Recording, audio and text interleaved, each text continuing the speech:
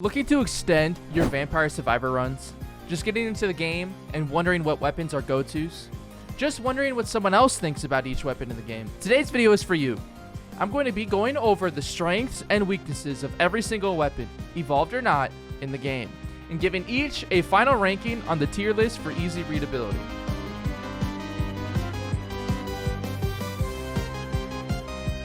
The first of 5 non-evolvable items in the Laurel. The Laurel is an item that will shield the player from damage off cooldown. At first glance, the Laurel seems like it could have a very high ceiling in regards to usefulness, but the more experienced Vampire Survivor Slayers would suggest otherwise. The shielding from the Laurel, while exceedingly good early into the run, quickly begins to have its utility fall off a cliff the deeper into a run you find yourself. This is primarily because of its longer cooldown, but also because of the nature of deep vampire runs. Beyond the 10-minute mark, you will find that massive waves of enemies will begin to periodically spawn to test the player's ability to either ad clear or cleverly avoid damage. While this environment might sound like a place where the Laurel would excel, this is actually the opposite. The Laurel is not active for long enough to help the player get out of the horde of enemies, and because of the way the Laurel works, you also aren't putting out any damage to help with the issue either. Since the Laurel also takes up a weapon slot, it is locking you out of other stronger items that could be eliminating the problem entirely. What the Laurel teaches you about Vampire Survivors is that if you're going to die, prolonging the process doesn't really help you get out of that. Because of this limited utility, the Laurel is only getting a D ranking on the tier list. Similarly to the Laurel, the Clock Lancet's primary issues come beyond the 10-minute mark. Able to freeze ads, the Lancet does allow for easy escapes early into a run, but because of its long cooldown and the low damage output similar to the Laurel, the Lancet suffers when overwhelmed. Its pattern is easily recognizable, given that it's just a clockwise firing pattern, but that does nothing to help it climb its way in the list, leaving it as a dismal D rank alongside the Laurel. Moving on, we have perhaps the most interesting item in the game, the Pentagram. The Pentagram is an extremely powerful item that will literally delete everything on the screen. That mass hordes of enemies, gone. That boss, dead. Oh, and by the way, all of your XP, yeah, that's gone too. The only double-edged sword on the list, the Pentagram suffers primarily from the XP loss from its usage, as well as a very long cooldown, which will leave you wondering if you actually grabbed the Pentagram or not. The Pentagram's extreme power isn't really all that useful, especially because it throttles the progression of all of your other items when it removes the XP on the ground as well. With the right build, you don't need a delete all key to survive, or even to have an easy time. There are various ways to build strong enough to be able to literally idle the last 6 minutes of a run to completion. Because of that, the Pentagram's unique, all-encompassing power actually leaves it more of a detriment than a boon, making it earn a new tier below D, being the only item on the list that I would recommend you just don't use for any other reason other than as a joke or maybe a challenge to yourself. Moving on, we have the Whip, which is a strong early game item, especially because you as the player have direct control over where the damage is being output, since it's based on where the character is facing. Fun fact, the Whip is the only weapon in the game that has a little bit of secret tech you can do with it, as if you get the timing right, you can actually get all of your Whip projectiles to hit the same direction if you strafe in tandem with the Whip's attacks. Where the Whip struggles is later into your runs, where its utility and damage begins to rapidly plateau and stagger against the stronger enemies past 15 minutes. The Whip is a solid beginner choice to help extend your first run to the game, but once you get a feel for the game and you unlock more of the other weapons, you'll find that the Whip only earns itself a solid C tier rating on the list. The evolved version of the Whip shares similar traits to the normal one, with the exception that it can also heal players with each of its hits. Another item that sounds strong on paper, but in practice you'll find that the evolved Whip actually lacks in many ways later in runs. Primarily because the healing and damage from the Whip aren't actually all that good, and it lacks severely in ad clear and AoE compared to other top tiers. The worst shame on the Whip is its paired item, the Hollowed Heart, which grants the player an increase to their health. First, the increase to your health is not that great of an advantage. If you're going to die in Vampire Survivors, you're probably just going to die. Once you get overwhelmed, your window to get out of it is very, very minimal, and the increased health doesn't go that far in increasing this window. The Hollow Heart also has zero utility with other items, namely the top tiers we'll get into later. All of this leaves the Whip as a B tier. Next is the knife, another excellent starting and early game weapon that suffers the longer a run lasts. I actually have the knife over the whip because it is much easier and low effort to effectively aim the knife, given that it shoots directly in front of you, which is absolutely fantastic for the early bosses, as you can just back up and stare them down to get the majority of your damage done. For these moderate specs, the knife gets another solid C tier on the list. Just like with the whip, the evolved version of the knife is a direct, if basic, upgrade to the original. Shooting more knives with no cooldown is a boost to the damage, allowing it to hold its own through most of the mid-game. But again, it fails to hold its own later on in runs, particularly because of this severe weakness to have any kind of AoE around the player. The best strength of the knife ironically comes in the form of other weapons, as its required evolution weapon, the bracer, pairs extremely well with top tier weapon choices as it raises projectile speed, helping to scale the DPS of most weapons in the game. Because of this, similar to the whip, the evolved version is placed one tier higher on the list.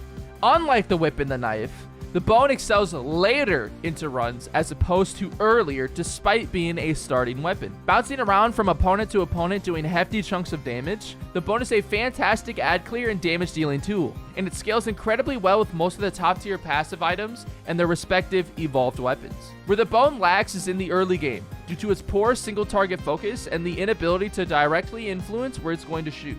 The bone is the best starting weapon of any character, given that it will constantly and consistently scale with the player. Belonging to the strongest player in the game, Mortasio, certainly helps in its utility.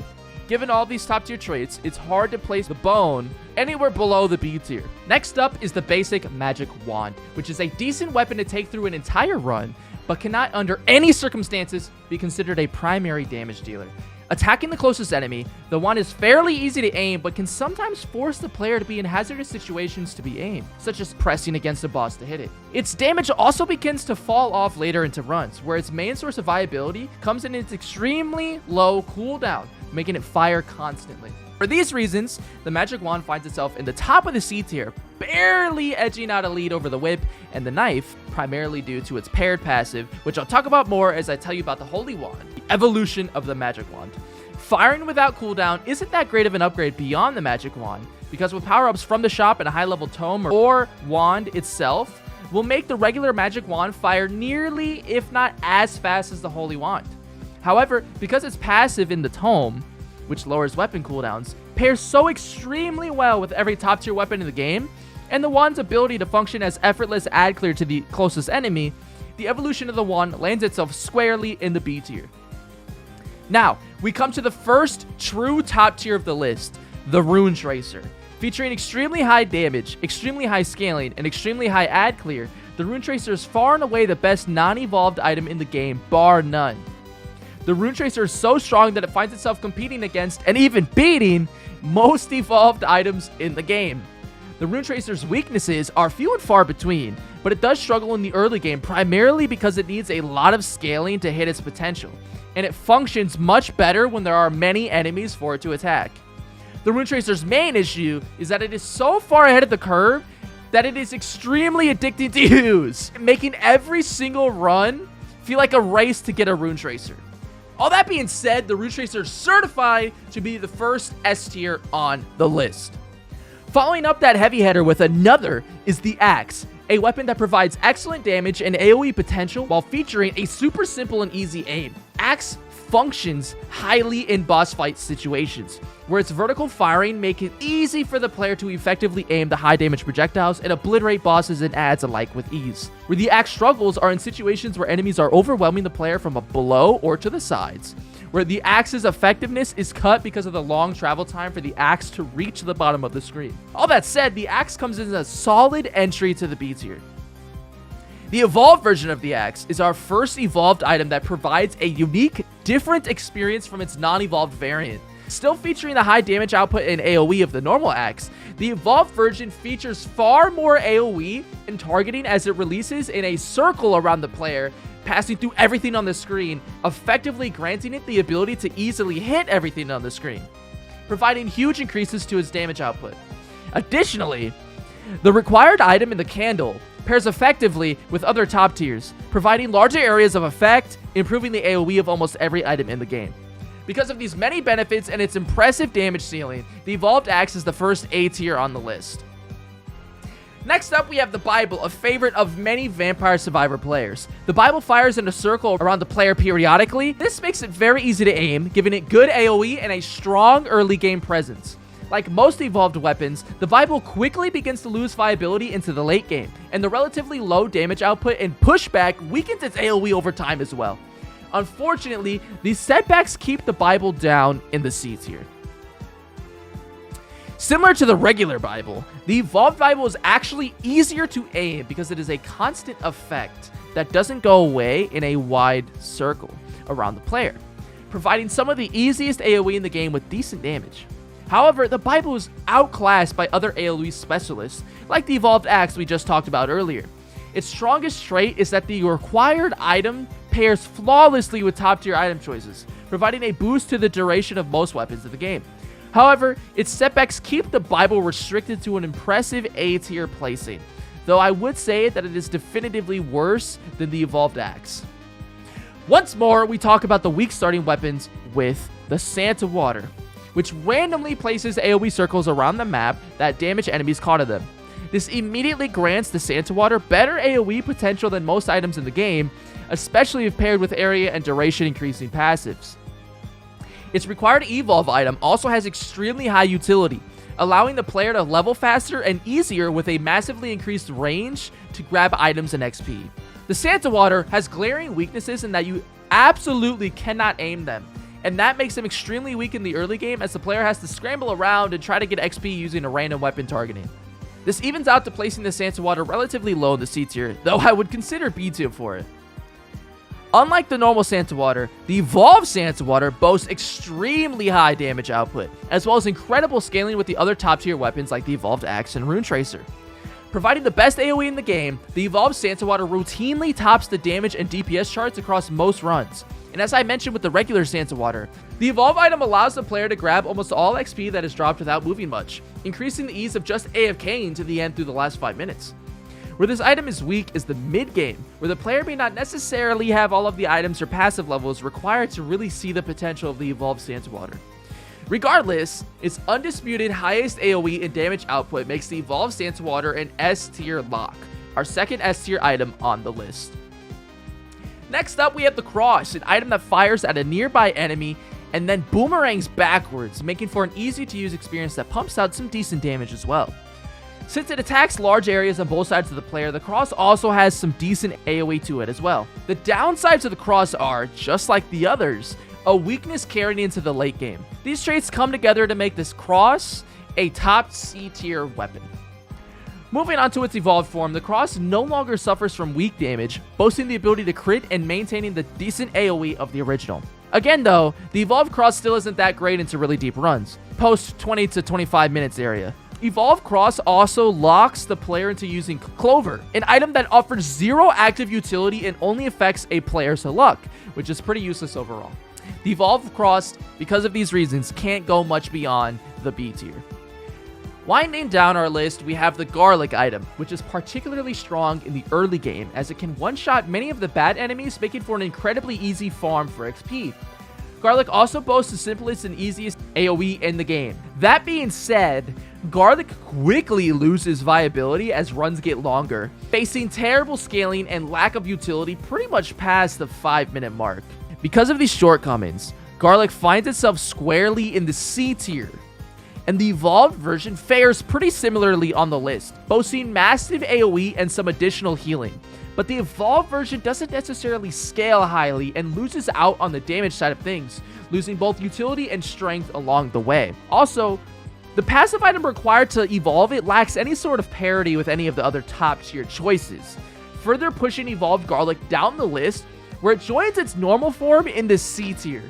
Next up, we have another early game heavy hitter in the Lightning Ring, granting, like I said, fantastic early game as well as making for easy scraps of XP scattered across the whole map for you to pick up.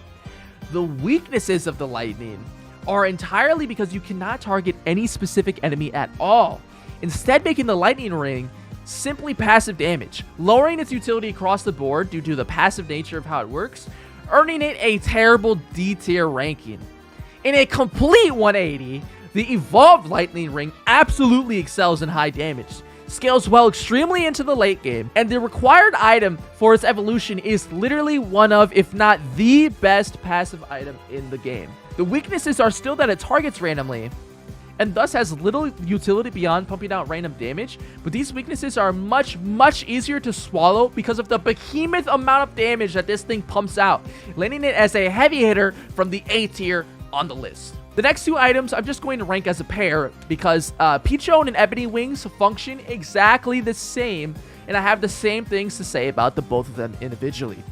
These two birds have some incredible damage, absolutely incredible scaling, and are fantastic weapons beyond the mid game. And they don't even need to evolve to be heavy hitter top contenders. The only weakness that these birds have is during, ironically, the early game, as they need to get some levels and passives under their belts to truly become heavy hitters. The sheer dominance of these birds places them confidently in the A tier.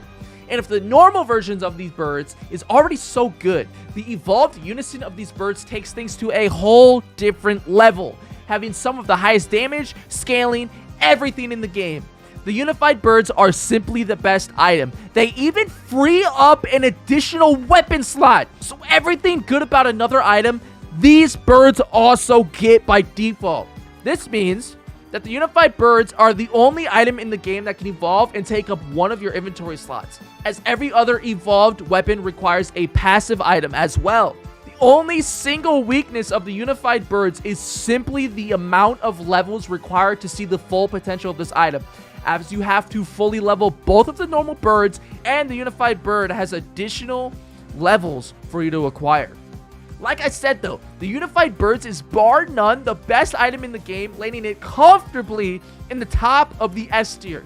Rounding out today's list is the Fire Wand, which has some of the highest base damage in the game, with incredibly high scaling with passive as well. Fire Wand is good throughout an entire run, even with random targeting and a slow start. There isn't too much else to be said. The Fire Wand is simply a fantastic high damage dealing item, landing it in the high B tier of the list. The final item of today's list, and the final item of today's video, is the Evolved Fire Wand. The evolved version takes everything from the original and cranks it up to 15, massively boosting the damage, maintaining its ability to scale extremely well with other top tier passives. It has insane ad clear because it passes through enemies, and the best part about the evolved version is that the required passive for its evolution is one of the best passive items in the game. It's capable of scaling with every weapon. The only weakness of the Evolved Fire Wand is its random targeting, which becomes a lot less of an issue late into runs where the enemies are everywhere, so it doesn't really matter where the Fire Wand shoots. And with the final ranking of today's video, the Evolved Fire Wand is placed in the S tier. So, what did you think about today's video? Do you agree with any of my placements? Disagree with any of my smear campaigns? Let me know in the comment section down below, and let me know if you enjoyed today's video. If you did, and you want to see more stuff from me, maybe consider dropping a subscription to the channel. That way YouTube will actually show you the videos that I make. And if you want to see even more stuff from me, you can check out my Twitch channel right here, where I'm live almost every day. And that's it for me. Enjoy your day.